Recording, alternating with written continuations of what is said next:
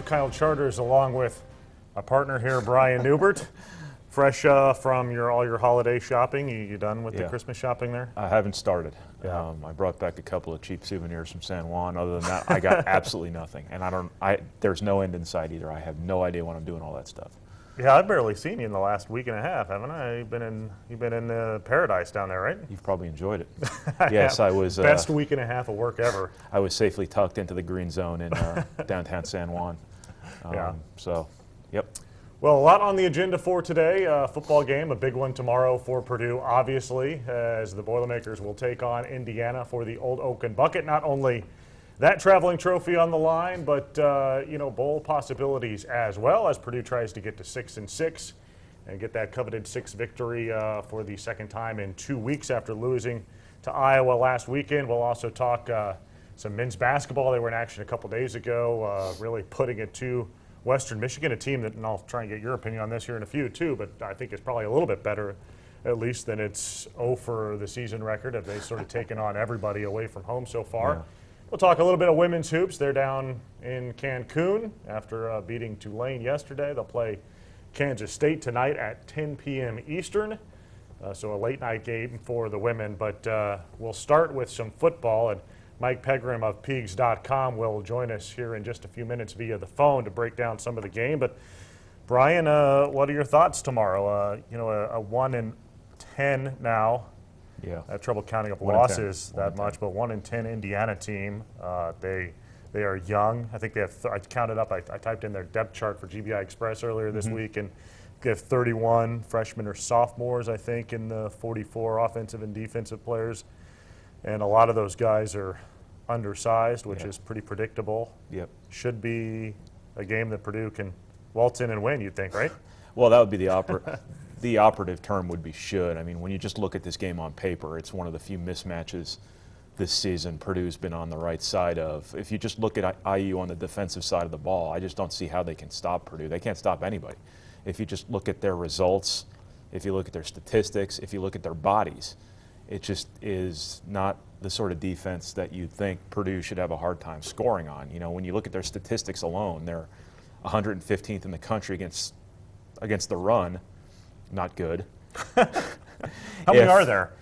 You look at 120? If you look at, yes, there's 120. If you look at their statistics against the pass, they look okay. I think they're in the middle of the Big Ten. But when you don't have to pass, then you're not going to give up many passing yards. And when you kind of take a really closer look at their success against the pass, I think they've given up, 25 passing touchdowns, more than anybody in the Big Ten, and they've only got 5 interceptions. So from a defensive standpoint, Purdue isn't a world beater by any means offensively, but this should be a game where Purdue can just assert itself at the line of scrimmage, hand the ball off to Ralph Bolden 25 times. It doesn't sound like they're going to have Akeem Shavers tomorrow, so it's going to be a lot of Ralph Bolden, maybe a little bit of Jared Crank. But they should be able to run the ball pretty successfully. And as history has told us against Indiana, lately especially, Purdue's been able to make a lot of big plays against these guys. So you wonder if they don't just hand the ball off, hand the ball off, hand the ball off, hand the ball off, et cetera, and then hit a big play in the passing game every now and then. Now, all the pressure's on Purdue, obviously. They have everything to play for. Indiana doesn't have anything to play for. So when you throw that dynamic into the mix, you just don't know what's going to happen. I mean, all the pressure's on Purdue here. I can't remember a game, at least lately, where Purdue has had so much on the line, whether it be the bowl bid, the winning season. Obviously, there's going to be some question about Danny Hope's future if they lose this game. So all the pressure's on one side of the ball here, and when that happens, you just never know what may occur. And Indiana offensively is pretty one-dimensional with Trey Roberson, and Purdue has done well against those type of offenses, as a lot of people have a tendency to do, but they just don't throw the ball at this point. Right. When you look at that phase of the game, this is like Ohio State probably in the sense that their passing game is raw, to put it nicely. They have a pretty decent running game. When I say pretty decent, I mean in comparison to everything else they do. But I don't know if they can really hit the big play in the passing game against Purdue, which should give Purdue a chance to really kind of try to take away the run. And then when you're dealing with an offense with so much inexperience, if you can put pressure on the quarterback, they're going to make mistakes. You know, there's a pretty good chance, logic says, Indiana will turn the ball over a couple times too. So when you look at all those factors, Obviously, Purdue's playing on the road, hasn't won a road game all year, so I shouldn't make it sound like it's a layup. But from an on-paper standpoint, this would certainly seem like a game Purdue can win and potentially could win pretty convincingly. The devil's advocate in me says, is Indiana better than Rice? That is a good if question. they are, then yeah. What? I don't want to make it sound like this is a layup because I don't think Purdue is in a position against anyone where they can look at any game as a layup. And I think Purdue's been inconsistent enough this season to where you just don't know what you're going to get. I don't think Purdue plays good one week, plays not so good the next week, et cetera, et cetera, et cetera. I mean, they haven't won 2 games in a row all year, have they? Well, that would line up. No, they haven't. And it would line up that they would win this weekend if that holds. I mean, they've lost 2 games in a row with Michigan and Wisconsin and sort of rotated it up there. But, you would think if that holds, they'd get a victory this weekend. Just a couple of notes on how this show works. If you want to submit a question, you can do so with the little thing over to the side. I think I'm pointing the wrong way, but over to the side over here. And also be sure to check out all our sponsors. Hilton Garden Inn, when tomorrow is a big day. Stay at HGI tonight. Also, State Farm agent Trent Johnson. You can check him out at trentismyagent.com or also by dialing 765-497-9595. Also, we're sponsored by Follett's Purdue Bookstores, a game day tradition since 1945, and also West Point Steakhouse, which, as the usual host of this show says, they serve steak there. Family-owned restaurant there in West Point. Really? Just, a 10-minute or so drive from West Lafayette. Yeah, Alan, where is Alan anyway? I have no idea. You didn't know? I haven't seen him in weeks. Told me last week I He had told to me be he's here. going out for groceries. Yeah, I haven't seen him since. Told me I had to host the show this week, so I showed up. So we're expecting a call here shortly from Mike Pegram of Peegs.com to talk a little bit more about this game tomorrow. But before we get our phone call from him, Brian, we got a couple of questions here from people who've already chimed in. The first one's a little bit loaded here, so I'll shoot it your way. My favorite kind of question. Tom wants to know my biggest, and the screen jumped on me there, my biggest concern for football program is the rapid decline in ticket sales. What, in your opinion, will reverse the trend? And do you foresee Purdue making the necessary changes? Well, I don't know what necessary changes are being referred to here. I can probably take a guess, but what's going to turn around attendance is just, I don't know, I guess you have to win. I think Purdue's tried a lot of different things to get people in the stands through this kind of malaise the program's been through the last couple of years. Obviously, it's not worked. I wasn't at the Iowa game. Don't know what it looked like, but it was yeah, from everything I've heard, it was not good. Obviously, that's a huge problem, and it's going to inextricably be linked to whatever kind of decision Purdue has to make here in the future of its program. Now, it's easy to say, get a new coach, people will come. Is it true? If Purdue hires a new coach tomorrow, will you automatically go out and buy season tickets, or does that coach have to win first? Probably the latter. When Joe Tiller first got the job, people, I'm sure, were disenchanted with Jim Coletto. They did not run right out and buy season tickets, obviously, because I remember a few of those games early in '97 where you could have landed a 747 in the south end zone, and without hitting anybody. Right. But obviously, but anyway, Thanks for the clarification. There's really no easy answer to it other than the program has to win, and then you get kind of into that. I don't know if the word is chicken and egg theory. Is can you win without the stadium full, because then that impresses recruits, that brings in necessary revenue, allows you to pay people, yada, yada, yada. But I guess the bottom line is you just have to win. Yeah. Win consistently, and as we said, and even Danny Hope said that on Tuesday. Yeah, win. It's common sense. And kudos for Danny for speaking up in that regard. You got to win and win consistently, and they haven't won 2 games in a row this year, and they've beaten some teams. I think the Ohio State, even though Ohio State is certainly down this year, I think the victory still stands. Absolutely. And the Illinois win, they've sort of fallen off the face of the earth here, but Purdue was able to get a win there too. And I think those are something, but you just got to do it more consistently and build some sort of momentum. Yeah, absolutely. Well, we do have Mike Pegram on the line of Peegs.com, our counterpart down there, the Indiana rival site. Mike, are you there? Yeah, guys. Glad to be here. All right, Mike, thanks for joining us. I guess just your initial impressions tomorrow. I would imagine for you it's been quite a long football season with the Hoosiers going 1-10 and just getting the one victory there early in the season. How are things going? Well, one victory, and it was over non-FBS team, so it hasn't been a good year for Indiana football. They have begun to move the ball a little bit, with the exception of the last game at Michigan State against a really good defense. That would be the only bright spot. I think, Trey Roberson, as a true freshman, has done a pretty good job at quarterback, and they've begun to run the ball a little bit better than expected. But the defense has just been awful all season, and deservedly in last place in about every Big Ten defensive stat. So it's been a long season. Just when you look at how things are going for the Hoosiers here in this first season under the new coaching regime, is there promise down the line? Do you see things pointing in the right direction, or is it sort of hard to see with a season that has gone as poorly as this one? Well, there's promise, maybe for the simple fact that they're playing a tremendous amount of true freshmen. They had a decent class. The Lynch class was a pretty good class for Indiana standards. They seem to have some good kids in the pipeline. And there is a promise, when this freshman class gets a little bit older, that, Indiana football will begin to win a little bit more in the Big Ten than they have. But, they have kind of handed the reins over some guys who maybe weren't quite ready but have some talent, but they just had to learn those lessons. Yeah, hey, Mike, what's the issue on defense? Obviously, they're playing a lot of young guys. Obviously, maybe some of those guys aren't physically developed enough to really compete at this point. But is it pretty much as simple as that, or is there more to it? Well, it's a combination of not being able to get to the quarterback and not having a lot of really good defensive backs. Bad combination. We knew that rushing the passer was going to be an issue from the beginning of the year.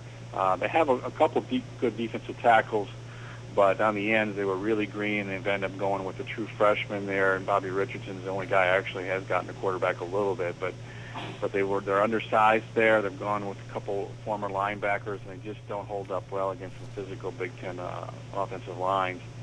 And they've had a lot of injuries in the secondary. Gone with some young guys in safety because of that. And they just have really had a lot of blown coverages that led to a lot of wide open touchdowns where guys just walk in easily, and it's just been almost one or two of those per game. Yeah. So it's a bad combination, not being able to experienced cover guys, and they have to cover for a longer time than your typical team because there's just no pressure on the opposing quarterback. All right. Switching over to the offense, I guess what can we expect to see Saturday from Trey Roberson? Obviously, experience won't be his strength, but I know he's a pretty good athlete, a pretty dangerous guy as a runner, isn't he? Yeah, he's sort of similar to Kellen Lewis was a few years ago. I would say he's a little bit better pocket presence, a little bit better leader presence than Lewis was, but he's just like that. He's extremely elusive and extremely quick for a quarterback, and he can throw it a little bit and has had some success, but the most dangerous he'll be is scrambling in the backfield, and he'll pick up some yards. And then Stephen Houston's been a nice surprise as a running back, and Indiana has moved the ball a little bit on the run here in the last few games, again with the exception of the Michigan State game, which was a setback. But they have been able to move the ball a little bit, especially since Trey took over several games ago. Mike, what was the difference in like the Ohio State and Penn State games that Indiana was competitive in really late in the second half of both those contests? Well, those teams were not as good offensively as some of the other squads, and they were able to keep the defense off the field as much. But there was a disaster in all respects up in Michigan State. But again, I think it was they're a more balanced team than Penn State and Ohio State, and that presented a little bit more difference on the scoreboard. So what's the atmosphere like down there, and what can we expect tomorrow? I mean, are fans and the team sort of geared up, and it's the old cliche that this is our bowl game type thing, and a rivalry, obviously, keep Purdue out of playing in the postseason. Has that been sort of the mantra of everyone involved this week? Yeah, we wrote a story today about all the different kind of motivations this team could use, given the tough season. And, the fifth-year seniors are 2-2 against Purdue, so this is a chance for them to go out with a winning record. They can obviously keep the Boilermakers out of a bowl by winning tomorrow. Last game and the rivalry. There's a lot of motivations, I would think, for Indiana. It should be a good crowd middle of the day. But again, it's been a tough season, and if things go sour a little bit early, that could snowball against a team that doesn't have a lot of confidence. Mike, when you change coaches, there's pretty often some pretty hard times you have to go through. Do people kind of see the light at the end of the tunnel here? I mean, to quote Aerosmith, do you have to lose to know how to win, so to speak? Are people kind of understanding of that right now? Yeah, well, we've gone through it a lot in Indiana. I think there's been some slack in that regard given to the staff. Yeah. I think people are understanding. I think that it was a little bit rougher transition because this is the first time Kevin Wilson's been a head coach, and some of his coaches were the first time coordinators in their jobs. So it's, I think, taken them a little bit longer to get comfortable with the team and get comfortable with the system that they want to run. And I think, about halfway through the season, there was also a little bit more acceptance among the players because there was kind of a philosophical change from a really nice guy in Bill Lynch to a more upfront, honest, maybe a little bit more older school coach in Kevin Wilson. So there was a cultural change that was pretty significant, led to a lot of players leaving or not or losing their starting position, and that there was a real struggle there. And the team is playing better, but the schedule just got worse. Mike, just what do you see tomorrow? I don't know if you've done predictions on the site yet, or if you do, but what's sort of your prediction for tomorrow? I do think it's one of those games that Indiana we should be able to hang in there for a while, and maybe the crowd will be able to spur them on to a game that would go down through the fourth quarter. But they can't turn the ball over. They can't make mistakes. They have to have things go their way. They're going to have trouble stopping the Purdue run. That's the main concern. They just don't have any sustained success against the rush this year. But I do think they can move the ball a little bit with Roberson. He's going to be a really good player, and they have moved it against some pretty good teams this year with him. And I think they will be able to score some points, but I wouldn't predict a victory, but I do think that they can score some points and maybe take this to the fourth quarter. Mike, just to switch gears, I don't know if there's any interest in basketball on your website, but they're off to a pretty good start. Tom Crean's team is. What do you make of their start? Do you look at it like they are definitely much better than they were last year, or do you look at it like, well, let's wait to see what happens when they play somebody, or what? What do you make of it? Well, there's no doubt that they are significantly better than last year, although there's a tempered optimism because the schedule hasn't been good yet. Right. But just having a 6'11" presence in the middle when you had really not any kind of inside threat before just makes a tremendous difference in how everything runs.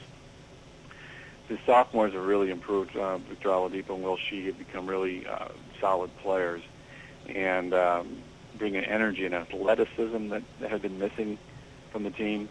And the combination of those two things has been a big thing. And I think Christian Wofford and Verdell Jones seem to have taken on different roles in a good way for Indiana. Maybe not primary go-to guys as much as they have been, but complementary scorers. And so we'll see when what happens when the schedule upticks here in the next 5 games. But they're like in the top 3 in the country in field goal percentage, or at least effective field goal percentage. So there's really not a lot to complain about with the first 5 games. Well, Mike, I think we're good, and we'll let you get back to your Thanksgiving holiday. But thanks a lot for joining us this afternoon. Thanks, guys. Look forward to seeing you in Bloomington. All right, Thanks we'll a see lot, you tomorrow. Mike. That's Mike Pegram, the head dude, the guy, the owner, the publisher, everything you want to say, down at Peegs.com. And thankful that he's joining us this afternoon. I just want to say something. We don't hate Mike. I know everybody thinks that we're like cats and dogs here, but we really like Mike. Mike is a good guy. He covers Indiana, but he's a really good guy. He and I have had a very good professional relationship for a long, long time. And I just wanted to put that out there. And I can't believe I just quoted Aerosmith in a question. But all right. That said, I'm not going to talk to him tomorrow. All right. I'm just kidding. I see how it is. We thank Mike a lot for coming on the show. We need to take a break. We'll be back to talk more football. We'll turn some attention to men's and women's basketball as well. Thanks for joining us here on this Black Friday edition of Gold and Black Live.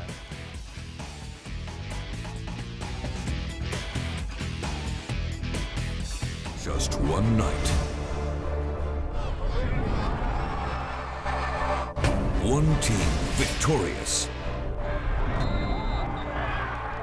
The story behind the score. The rivalries. The big plays. From the sidelines to you. On the air, online. Are you ready for the frenzy? Friday Night Frenzy. High school football from where you live.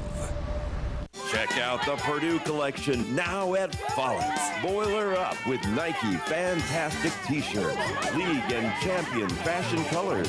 Simply fabulous, simply Follett's. Purdue pride everywhere on game day.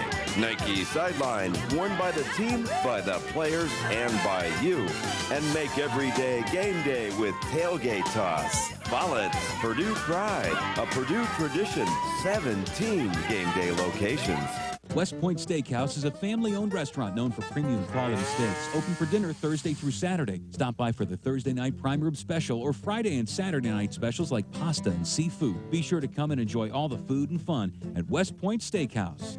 You can now get a quote or buy car insurance 24 hours a day. Call me, State Farm Agent Trent Johnson, at 743-9595 and see how much money you can save today. Going to the Purdue game? Stay at Hilton Garden Inn, West Lafayette at the Wabash Landing. Your family will love the well-appointed guest rooms, the pool, whirlpool, fitness center, the breakfast buffet, and the amazing Hilton Garden Inn staff. Located just 4 blocks from Purdue University, Hilton Garden Inn has long been the choice for Purdue fans. Call today for a reservation and make Hilton Garden Inn your #1 choice. When you see it happen, report it. Send us your news stories, photos, and videos with our Report It feature. It's easy with WLFI.com and the WLFI smartphone app. With a few simple clicks, you can send videos and photos of breaking news coverage.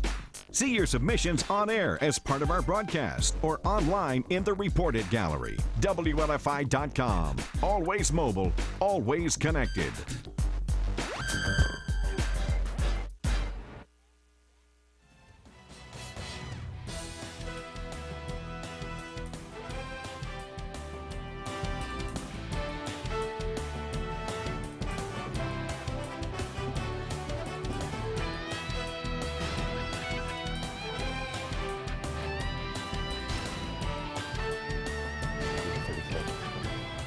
Welcome back to Gold and Black Live. The skeleton crew, the C team, if you will. Brian Newbert, you might be on the A team. The junior varsity. Along with myself, Kyle Charters, hosting this train wreck to its finish around 3 o'clock this afternoon. Hope everybody's, usually we're interrupting everybody at work. I don't know how exactly people manage to watch every afternoon on Fridays at work, but perhaps you're watching us today from home. Somebody might be yelling at you to get some work done, perhaps, but glad you could be with us this afternoon. All right, so let's keep up with football here. We'll move to men's basketball. I'm just flying by the seat of my pants. Whatever. Here. We'll stick with football. Wrap this train around a tree. Come on. Yeah, for a couple of minutes before we talk some men's hoops. Some good questions on here. Some difficult questions. Maybe I'll start with the easy one here. Some hateful questions. I'll start with one that you probably can't answer, but we'll give it a shot anyway. Just how's Rob Henry coming along? Do you know? I couldn't tell you from a medical perspective, but every time I see him, again, you'd have no idea he's hurt. Yeah. It's pretty remarkable. We've obviously been around a lot of guys who've gone through ACL surgery, and some at this stage of the process, it's pretty clear they were injured. It's pretty clear they just had their knee torn out and reconstructed. Other guys, they're just walking around like the general public. You would have no idea. He looks like he could play tomorrow. Obviously, we don't know what's going on inside his knee, but as far as I know. And the last time we talked to him was a couple weeks ago, but by every account, he's well on his way back. He appears to be taking like the KK Hauser return from ACL. Yeah. Because literally KK a year ago, You have no really idea. like 2 weeks after, and Yeah. you look fine. Yeah, Why which it will be kind of interesting with Rob Henry to see how that plays out next year, because if you obviously have Caleb Turbush slated to come back, you might have Robert Marve coming back if he gets that 6th year, which who knows what's going to happen with that. If you've got those 3 guys coming back and Rob Henry, you've got basically your option offense coming back, and you've got your not option offense coming back. So it's going to be a pretty interesting competition there. Perhaps not a competition between actual players, but a competition between styles. Yeah. And Rob probably won't be, I mean, if he is back, he won't be doing much during the spring. You wouldn't think. I wouldn't imagine. So Right. you're going to throw him in the mix come the fall. Right. All right, a couple more, maybe perhaps more difficult questions to try and get to here. Is it possible, with the university hiring a new president here in the summer, that could mean a different approach to athletic commitment? That's a pretty all-encompassing. You kind of have to define athletic commitment too. Yeah. I mean, they did just pay their basketball coach $2.3 million. I mean, it's not like, they did redo the stadium 10 years ago to where it has to be. They did just build damn near a whole new basketball arena, put $100 million into that. So I think people want to know football, yes, coaching, salaries. exactly. Well, That's a tough one to I answer. couldn't isn't tell it? you. We don't know who the president's going to be. We know who the athletic director is. So you just don't know what's going to happen. They obviously made quite a financial commitment to their basketball coach. To keep up nowadays with football coaching, you pretty much have to pay to get somebody good. Some of it's getting a little out of hand, though, isn't Yeah, it? I mean, Urban this isn't Meyer for Alabama. They're not $40 going to million pay over 7 years, reportedly. Yeah, I mean, they're not going to pay. They're not going to pay $4 million a year for somebody. It's just not reasonable here. This isn't Alabama. This isn't Texas. You don't have money growing on trees here like you do down there. Can Purdue afford to pay $2 million for a football coach? We will find out. But you would think that given where Purdue is right now from a ticket sales standpoint, the investment would be worth making. Yeah. Because football drives the train economically pretty much anywhere. So if there's one sport to pump that money into, it would be football. Now, whether or not you could pay a guy like that, get him in here right away, and all of a sudden people start buying tickets tomorrow, we just don't know. But it would be a step in the right direction probably. But you also have to look at who you're going to get. I mean, it's not as easy as just putting names up on a chalkboard and saying, I want him. So there's a lot of factors that go into this. Right. Somebody, Scott here asks, what bowl, and I don't know if we know the answer to this, but might lead into some bowl discussion. What bowl representatives will be at the football game tomorrow? If I was to guess, and you don't know the answer, do you? No.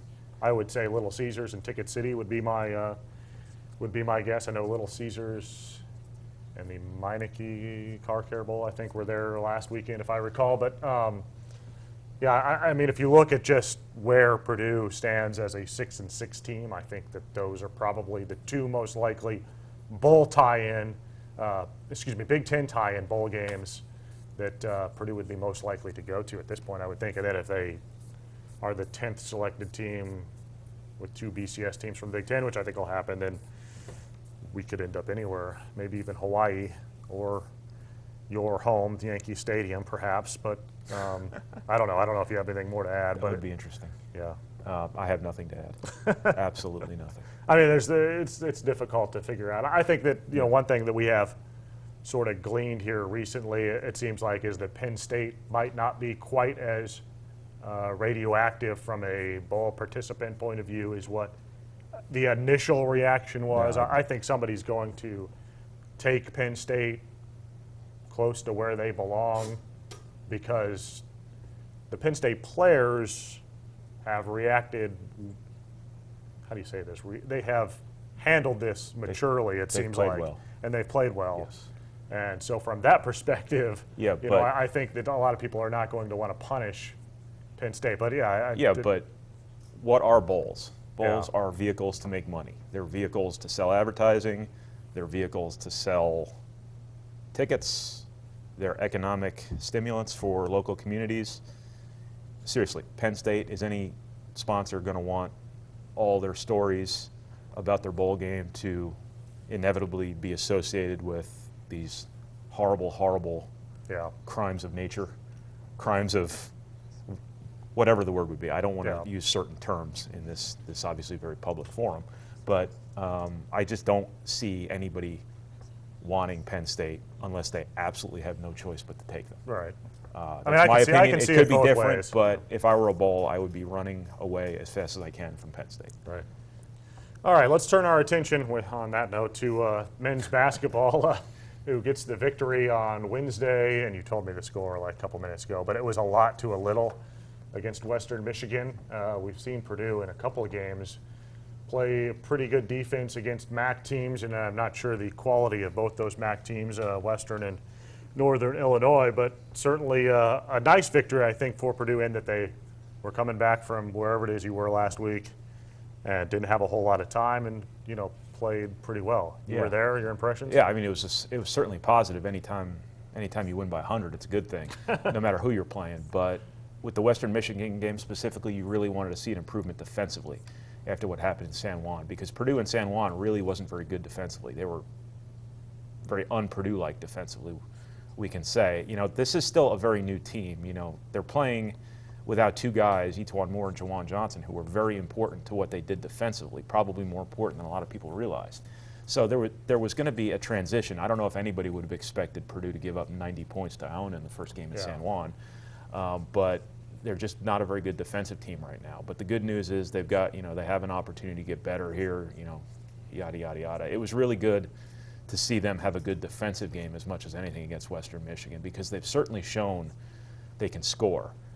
They've shown probably they can score more than perhaps some of us might have thought they were going to be able to, given what they lost from last season. Robbie Hummel's really taken to that role so far of being the guy who has to carry the offense. I think he's playing right now like you'd expect, maybe reasonably would have hoped to be playing a month from now. Lewis Jackson's playing well. Ryan Smith is really shooting the ball well. Some other guys are starting to chip in. I think Anthony Johnson's been a pleasant surprise offensively. So Purdue is a good offensive team right now, and they certainly have the potential to get a lot better defensively. So going back to the Western Michigan game, I don't know how good Western Michigan is. They're 0-5 now, but they haven't even played a home game yet. So they were picked to win the MAC West, right? I believe so, yes. Yeah. So they have some pieces, it seems like, but it's always hard to tell how good a team is, when they haven't won a game yet. Yeah. How much of the result the other night was them being not very good, and how much of it was Purdue being good, I don't know, but it was certainly, everything was positive from the Western Michigan game for Purdue. Maybe I'm just crazy and I forgot how good Robbie was a couple years ago, but he's better than he was a couple years ago, isn't he? I mean, he's stronger physically. Yeah. I think the high post moves that he's made. Yeah. I call it like an NBA type move where he posts up from the wing 12 feet or whatever and does the little turn in and fadeaway jumper. I mean, that's a new to his arsenal move, right? He did some stuff in the post before, but now some of those turnarounds he's hit from kind of that far out post-up position have been pretty impressive. He hit a pretty big turnaround in the last couple of minutes of the Temple game. That was a really big shot. Purdue was winning that game from the free throw line, but that was a big field goal he hit. I actually just asked him a little while ago. Obviously, Purdue wants more inside scoring because it doesn't really have a whole lot of that right now. You saw that as kind of an emphasis against Western Michigan. They really went out of their way to get the ball inside to Lawson and Sandy Marchuch and a little bit of Travis Carroll. But I actually asked Hummel, when he posts up and he's perhaps 8 to 10 feet out, for that turnaround or for the passes out of the post, whether you consider that inside scoring. He said he would, because it's kind of down around the paint area. But he did some of that before, not a whole lot of that. But when you just go and look back at San Juan, he did a little of everything. And that's pretty encouraging at this point. Against Iona, he looked really fast and quick off the dribble. Against Temple, he really did some work out of the post. For the season so far, I think he's shooting 45% from three-point range. So he's doing a little bit of everything, and he's looking pretty good doing it. And he's trying to adjust to a new role, kind of something he's never really been accustomed to in his basketball career. He's never been that guy who has to shoot the ball 20 times a game. He's always been that guy who can maybe shoot the ball 8 to 12 times a game, turn that into 16 to 18 points. Now he's that guy who has to shoot the ball 20 times to turn it into 25 points, and that's a completely new role. So not only is he kind of catching back up with his body, but he's also acclimating himself to a brand new role on the basketball floor. And just kind of all things considered, I just think it's been a smashing success so far. When's the last time he led his team in scoring, you think? In a game or in a No, in a season.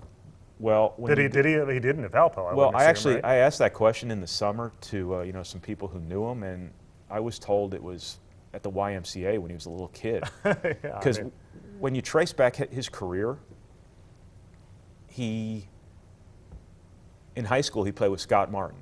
Scott Martin really scored a lot of points. Hummel scored a lot, but it was kind of like a 2015 kind of breakdown, I think. In AAU, you know, he was surrounded again by Scott Martin, E'Twaun Moore, two guys who were really prolific scorers. Now, he probably led them in scoring on a lot of nights, but if there were statistics available, I'd imagine it was probably Moore, Martin, Hummel, that sort of thing. And he gets to Purdue. Obviously, E'Twaun Moore leads them in scoring for year 1, year 2, year 3, you know, and then all of a sudden Juwan Johnson catches up. So the last time he would have led a team in scoring, I don't even know. He was probably 9 years old. So that just goes back to what I just said. This is a completely new thing for him. If there's one thing you can count on our website for, particularly the message board, it's for questions like these. Brian, this is from Bob. Will the basketball game tomorrow be on TV? Hold on a sec, Bob. Just a moment. You don't know? See, unfortunately, I don't really know this stuff because I never have to watch it on TV. I should have prepped you beforehand, But, so yeah, that you didn't have to race through. It will not be on TV, I don't think. I'm right? scrolling. Just BigTenNetwork.com. I'm scrolling to the top of these pregame media materials here, knowing that it's going to say BTN.com, and it does. It says BTN.com. Yeah. So there you go. Check them out online. Apparently, well, yeah, I mean that probably is pretty predictable because they're moving that game up to noon. Yeah. Do you know anything about Coppin State? I know they played UConn. I know they they can for about 10 minutes, right? I know they can score. They had UConn up, or I'm sorry, they were up on UConn by 15 in the first half. UConn came back to win by a bunch, obviously. But this is a team that can score. I don't think it defends.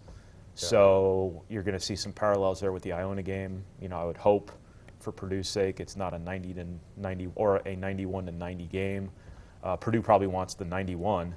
It probably doesn't want the 90. So I don't think this is going to be your typical non-conference rollover by any means. This could be a reasonably competitive game. So I wouldn't take the Fighting Coppin States for granted. Yeah.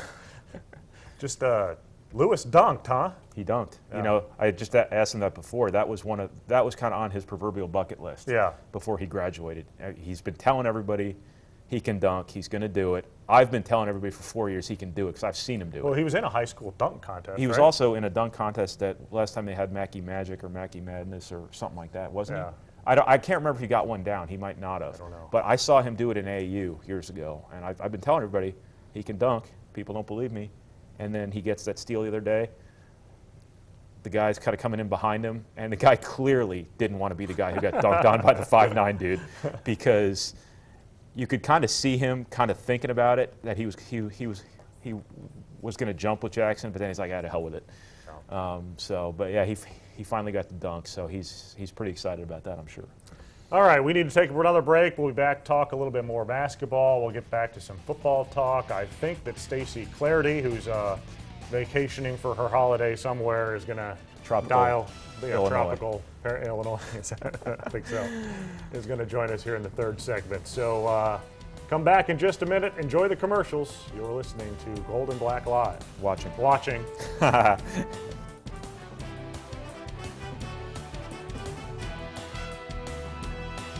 Just one night. One team victorious. The story behind the score. The rivalries. The big plays. From the sidelines to you. On the air, online. Are you ready for the frenzy? Friday Night Frenzy. High school football from where you live. Check out the Purdue collection now at Follett's. Boiler up with Nike Fantastic T-shirts, League and Champion fashion colors. Simply fabulous, simply Follett's. Purdue pride everywhere on game day. Nike sideline, worn by the team, by the players, and by you. And make every day game day with tailgate toss. Follett's, Purdue pride, a Purdue tradition, 17 game day locations.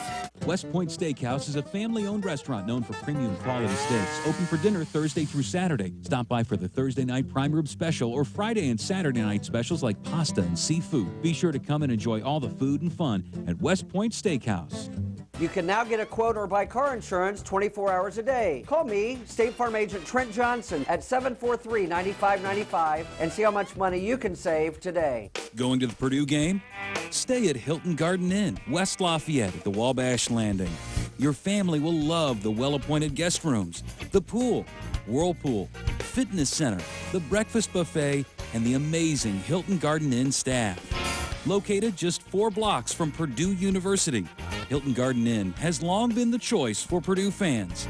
Call today for a reservation and make Hilton Garden Inn your #1 choice. When you see it happen, report it. Send us your news stories, photos, and videos with our Report It feature. It's easy with WLFI.com and the WLFI smartphone app. With a few simple clicks, you can send videos and photos of breaking news coverage. See your submissions on air as part of our broadcast or online in the Report It gallery. WLFI.com. Always mobile, always connected.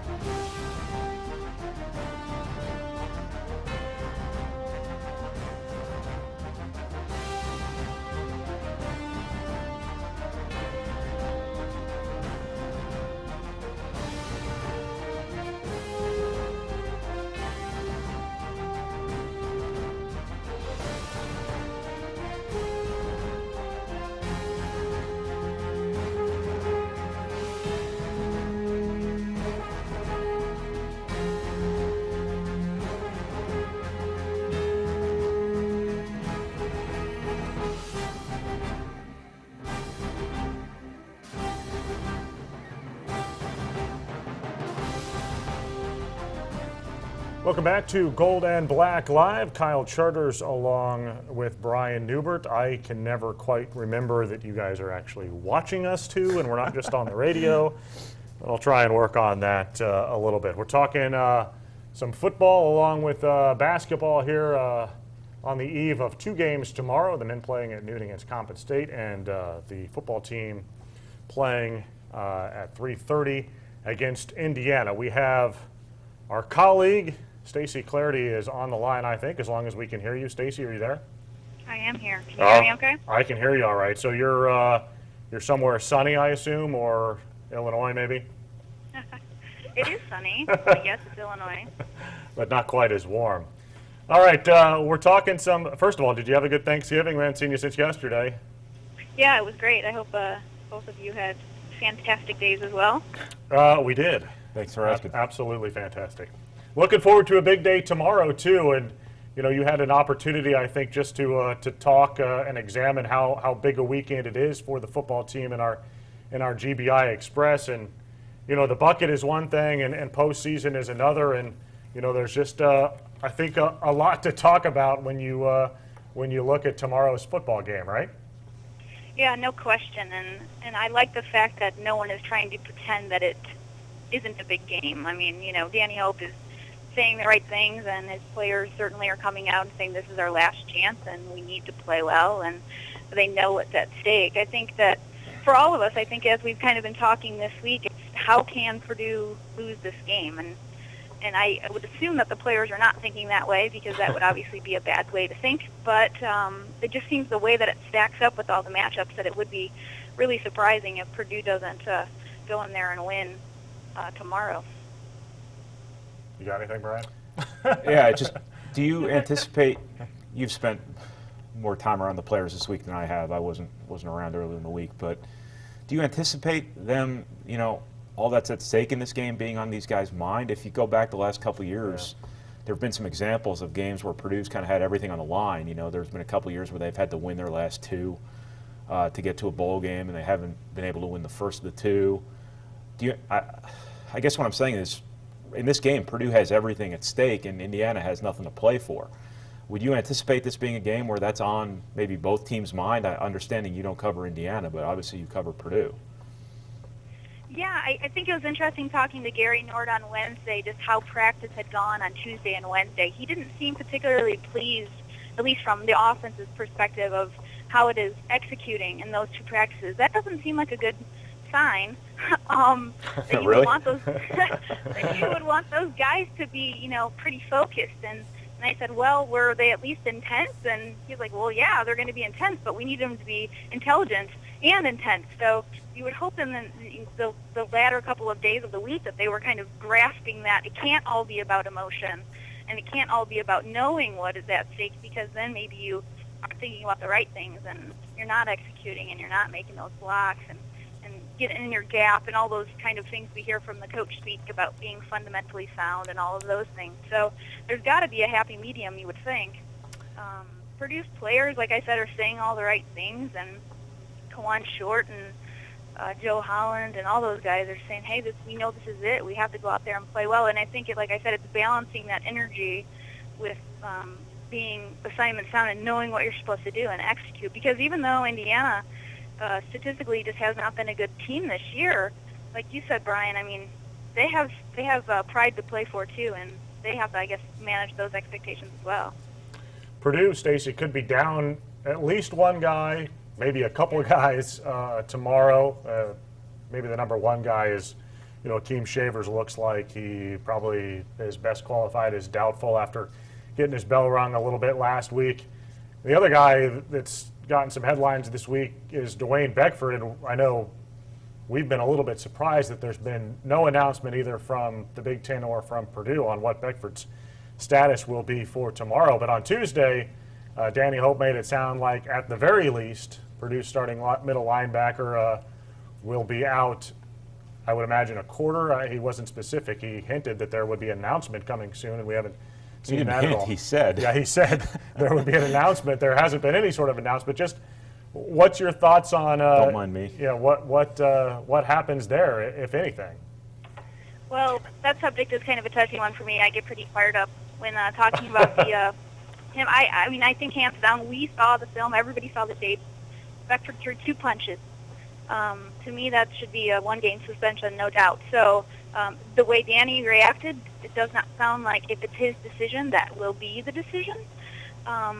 So, I think Chris Carlino, first specifically for middle linebacker, Will Lucas has his issues too, but I doubt anything happens to him. But Chris Carlino has shown when he's gotten some playing time on defense this year, he seems to know what he's doing. He seems to really kind of chase the ball and go after it and hit guys hard and wrap people up. So I'm not entirely sure that will be a huge I don't know how much that will hurt them. I mean, certainly Dwayne Beckford has been really good lately and really making a lot of tackles and hitting people hard and all those kind of things. But if he's only down for a quarter or a half, maybe Purdue can kind of sustain that loss. I think Akeem Shavers will be interesting. I actually ran into him on Wednesday. He wasn't in practice, and he was just kind of walking out. And I said, "Hey, how you doing?" And I would be surprised, very surprised, if he plays on Saturday. He does have a concussion, and so then what happens? You know, does Ralph Bolden get more carries? Kind of waiting for him to carry that load. He's got to be healthy now, and or does Antavian Edison get some stuff, or Crank get some more from the fullback position? I think that'll be interesting. I'm not entirely sure it matters who is in the backfield against Indiana's rushing defense, but maybe it changes the game plan a little bit. All right. Stacy, Purdue obviously always wants to be balanced offensively. Obviously, the matchups here say Purdue should be able to run the ball pretty effectively. Do you think they come out run over and over again until they stop it, or do you think they try to throw early just to try to perhaps make a big play right off the bat, just to try to perhaps soften things up even more against the run, or how do you see that playing out? Yeah, I asked Ignore that question, and that's what his answer was. We want to be balanced. Because I think it's interesting because going into the Rice game, I don't think Rice was a particularly good run defensive team. And later we were saying, why did Purdue just not run the ball, you know? And obviously they lost that game. So I don't know if you learn anything about that, where you can just take advantage of what a team, you know, what you do well and what they maybe can't do. I would like to see Purdue really try to come in and establish the run. Throwing deep early on, I mean, Caleb Turbush, if we're assuming he will start, I don't know why he wouldn't. I would be surprised if they come out and try to make some big plays in the passing game with him. Maybe they do it later with Robert Marve if Robert Marve comes in. But like I said, I don't know why you wouldn't just attack them in an area you know that they're weak. I liked how nice you were being to Rice about their rush defense. I think in the 3 weeks after Purdue played them, they gave up like 1,300 yards of rushing. Yeah. Didn't they? It was a lot. It was a lot, yeah. Yeah. That was nice of you, though, to be nice like that. Very kind. To the Owls. So what do you think? I haven't looked, I have not looked. Speaking of the predictions for a second, what is that a picture of you have on our front page? It's blue cola? No. What is that? It's a man dressed up like a bucket. Of course. What do you think it is? How could I miss? Well, Yeah. I don't see how there's any gray area there. It's a dude in a bucket outfit. Looks like a guy wearing a Big Gulp outfit or something. A Big Gulp is as big as a bucket. Yeah, there you go. I thought it was funny this week in the freshman journey that Michael Rouse said that he had a replica made of the bucket. He did? He Wow. didn't really, but it was funny. Oh. None of the freshmen have actually seen the bucket.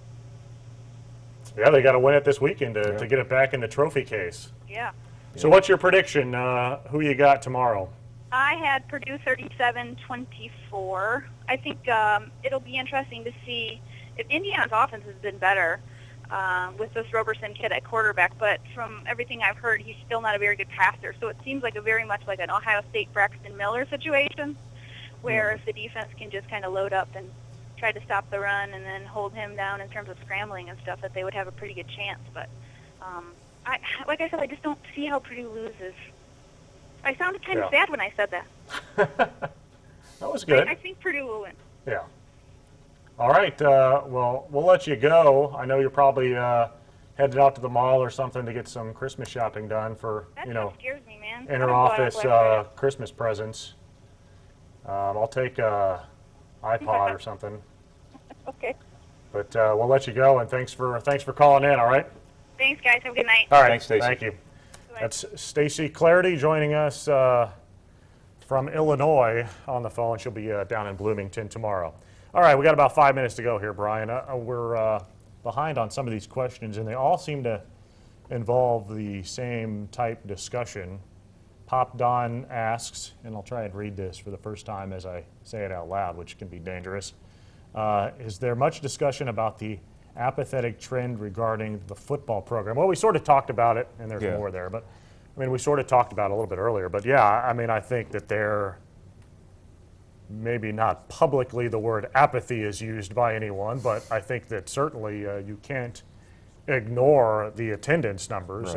Right. We sort of outlined them on the Express on Wednesday a little bit and talked about it. And I think they declined, I hate to say this off the top of my head, but about 3,000 on average from last year to this year. It's been a 4-year trend going back to 2007 of declining attendance. Of course, in 2004, they averaged about 65,000 in the stands per game, and we're down to about 45 now. You can't help but be alarmed, take notice of, whatever you want to say, of those numbers and the effect not only it has on the football program, but other programs at Purdue. Right. I think we can probably, obviously, this is a really big deal to the athletic department. They got to get people in the seats for football. And I think we can probably take all these questions we haven't gotten to yet in this show and lump them into one question that says just what's going on with the coaching situation here. Yeah. I think we don't know. Purdue's in a situation where there's going to be 3 years left on Danny Hope's contract after this one. That's a very precarious position to be in because conventional wisdom says for recruiting purposes, you got to have 5 or more for obvious reasons. You're recruiting these kids, they're all going to be in college for 5 years. So most of them are going to redshirt. They want to know their coach is going to be there for 5 years. So Purdue's in a situation now where it's either going to have to extend the contract or it's going to have to make a change. Now, the results have just been middle of the road enough this season to not make it easy. And it's also difficult anytime you're talking about this after only 3 seasons. I mean, you can argue for Hope just as easily as you can argue against him. And I think that's something we really have to remember here is these things should not be taken lightly. This isn't fantasy football where you can just drop a guy and go pick somebody else up easily. Coaching changes are a big deal. And they're not decided on one game, they're not decided on one season. But Purdue's got itself in a position here now where it's kind of a zero-sum game. Yeah. I think, personally, I don't think inaction's an option. I think you need to either extend the contract or you need to make a change. And both of them will be difficult to justify, but that's just kind of the situation Purdue's in right now. Now, what Saturday's game means to this, I don't know. I've been saying all along, it doesn't come down to one game. You got to gauge the entire body of work. But obviously, you lose to IU to go to a bowl game. That's going to taste like you just drank a glass of bleach. I mean, when we talk about sour taste in your mouth, but I just don't know what's going to happen. Yeah. Obviously, Purdue needs to win Saturday. There's no option. You've got to win. Yeah. And that third option you talked about, what happens is to do nothing. And there's been some thought that maybe that's what happens here is do nothing. But as you said, it's hard to have a football coach with only 3 years left on a contract from a recruiting perspective. If you leave your coach with 3 years on his contract and you've deferred not once but twice opportunities to extend that contract, he's a dead man walking. Yeah. I mean, everybody knows that. Anybody who wants to recruit against that school knows that, and they're going to use it. Believe me, they're going to use it. If Purdue recruits any kid who's got other options, those other options are going to use that against Purdue. All right, we got about a minute left in the big show here, and before I forget, Alan wants me to remind you, so he must be tuning in. Hello. There he is. To witness relocation. Tune back into the next show, if that's how you work the internet, tuning in, on December 16th. So we're off for a couple of weeks. Is that right? I don't know. I don't even know what today is. But December 16th is the next show here on Gold and Black Live. So be sure to log on to your interwebs then. All right. So we just got a couple minutes left. Who you got tomorrow? What's your prediction? Yeah, I just think Indiana is not very good. I think Purdue, the prediction I have is 34-24 Purdue. I could see it being one of those games where it's 34-12 or something like that. IU gets a late touchdown, a late field goal late or something like that to make it look more respectable. From a matchups perspective, it's just overloaded in Purdue's direction. Yeah.